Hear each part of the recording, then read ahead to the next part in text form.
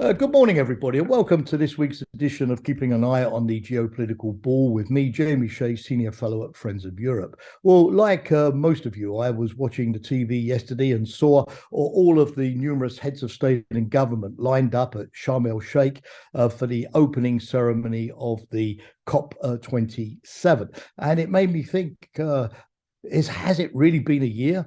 Since the last one, the COP26 was held in Glasgow. Time flies, but of course, those intervening 12 months have definitely been the year of climate change because we've seen an unprecedented wave of different manifestations of how climate change is accelerating and affecting all of us, no matter where we live on the planet. We've seen that the last 8 summers have been the warmest on record. Europe has experienced the biggest droughts in 500 years during the heat waves of the last summer. We've seen sea levels rising at twice the rate of the 1990s. We've seen immense floods in places like Pakistan and Nigeria, covering as much as 50% of the entire territory. Some of the fiercest hurricanes we've known, hitting Florida and Cuba back in September, and a prolonged drought leading to mass hunger, even starvation in East Africa. But what is worrying as the COP gets underway in Egypt is not just all of these new manifestations of climate change, but our diminishing ability to do anything about them. A lot of the effort is now focused on 1.5. What do we mean by that? It means the goal that was enshrined in the Paris Agreement back in 2015 to keep global warming to 1.5 degrees above pre-industrial levels as a maximum. And this was considered by scientists as, if you like, the baseline to continue to make the planet inhabitable as we go forward, and to be able to at least deal with the more extreme parts of climate change. But this now seems impossible. A report by the Intergovernmental Panel on Climate Change, published just 2 weeks ago, said rather alarmingly that there was no longer a reasonable pathway to get to 1.5. It could have been possible 7 years ago in Paris, but during that time we've continued to pump more carbon dioxide into the atmosphere than at any time previously. We have had a little lull during the COVID pandemic, but now we're back to the world economy once again emitting carbon as it recovers from the pandemic. And of course, with the war in Ukraine and the rising gas and oil prices, the temptation to burn fossil fuels like coal, if only on a temporary basis to get through the crisis, is always there as well.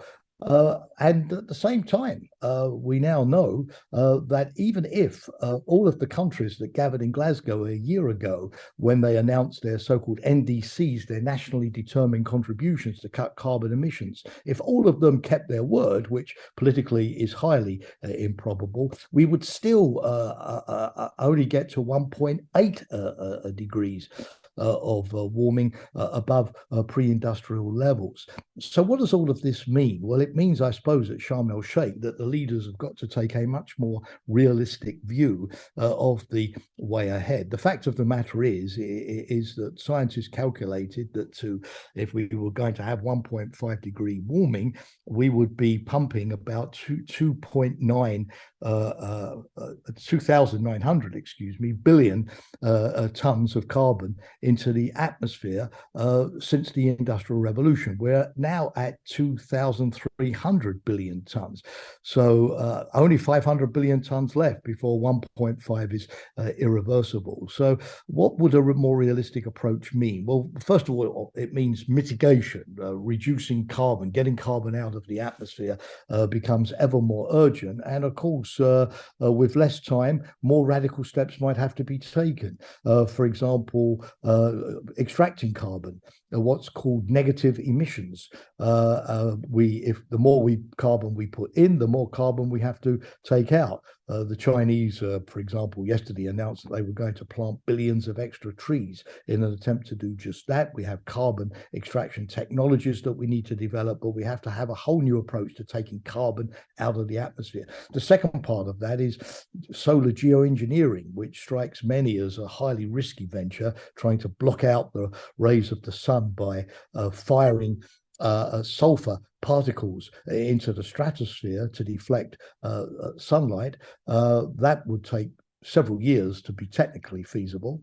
And it's risky, particularly if it all goes wrong and one country solves its problem at the expense of another. So we now urgently need within the UN a debate on the ethics and the practicalities of that kind of thing. But on the other hand, there's also adaptation.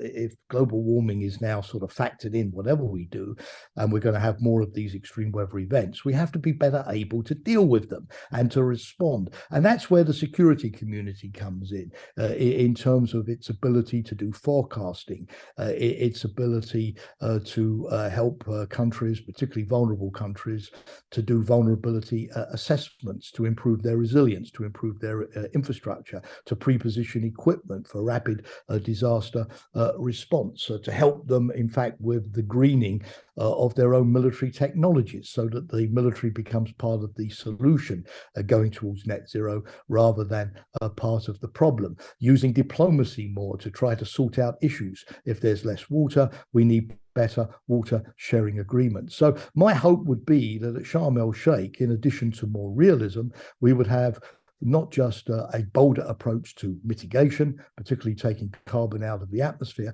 but the security community would be welcomed with open arms to discuss what it can contribute. In the past, there's been a sense among many climate activists that to talk to the security community, to talk about adaptation was a kind of an admission of defeat, that we would not be able to get to 1.5. But as it becomes clear that we're not going to get there, then a balance between mitigation and adaptation is the only way forward if humanity is to survive on this planet. Thank you very much for watching and listening today. Look forward to engaging with you again next week.